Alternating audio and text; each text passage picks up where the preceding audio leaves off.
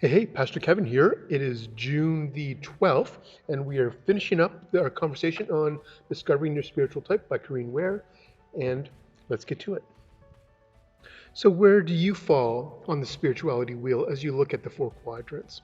We've been going through this for about a month and a half now, and you might have a sense of what you're drawn to, or maybe even you're surprised by some of the language that I've been using that this model uses. So, what area are you gravitating to? Or what area actually pulls you away or did you find repulsive or just doesn't fit in how you understand God, understand your own spirituality, how you understand how God works in your life and in the world, how you experience the divine in this life and in this world. And also, what area of growth are you compelled to? What area of growth do you need to do more of to become a more whole person, to be a more integrated person, to be less binary in the world and more together? So, what do you need to grow into in order to be a more integrated whole person?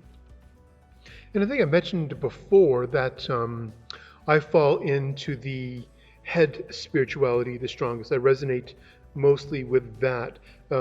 Cataphatic speculative is a fancy word for it, but I like to know how everything works. I like to know how to put ideas together. I like to know how thoughts and experiences can be explained or at least given words or find a way, a system to think about it. And I know the limitations of that because life is not just a head trip, it's embodied. Hey, so if I think about where my growing edge is, it is to be into the heart stuff as well, and then to look into that, experience the emotions that spirituality brings out, to experience God in a more emotive sort of way, or experience God in a way that actually makes me feel uncomfortable. It's not that I'm uncomfortable with strong emotions, but I'm uncomfortable with emotions that are not authentic. And often what I experience, or I think I experience, is inauthentic emotions coming from Christians who feel they need to have an emotive response to God's love. But I think what counterbalances my lack of heart spirituality, as it were, is that I move over to the mystical side. That's another area where I very strongly connect with. The apophatic affective stuff is the mystical stuff, the absence, experiencing God as a mystery, looking at the transcendence of God rather than the immanence that God is fully here right in front of me sort of thing. And what I find that helps me do is think about God in a bigger, broader way.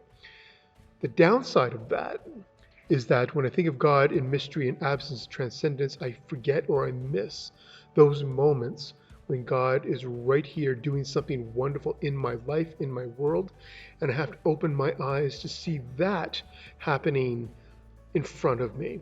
So the mystery of God is also connected to the other side of the presence of God. And we hold those two, I wouldn't say in tension, but maybe even in wholeness. And then the activist within me. Yes, I do feel that spirituality, faith needs to be active. It needs to be unleashed. It needs to be doing something. It can't just be a personal thing. Because faith, especially our own Christian faith, is all about sacrificial love for the other. How are we loving? How are we serving?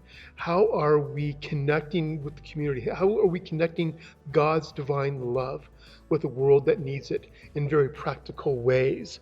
Scripture is very clear on this, that love is almost a verb. Love is something you do. It's not just something you feel. So when you get to the other top side of the spirituality wheel, the activist side, that's where they say the rubber hits the road. That's where the shoes get put on the feet. That's where the hands get dirty in people's lives. We're doing things for others that they need from us. We're giving to the world from what God has given us. So the activist side is a way of tempering all the other sides. We can get stuck in the self. So the activist spirituality, the speculative apophatic spirituality, the activist brings everything else together and puts life into it and gives it an embodiment that people can experience in a very tangible way. So where are you? Where are your strengths? To build on, where are your areas of growth? What do you need to become a whole integrated person spiritually? How about you write it in the comments and let's talk about it. All right, I've enjoyed this series. Hope you have too, and we'll see you on the next one.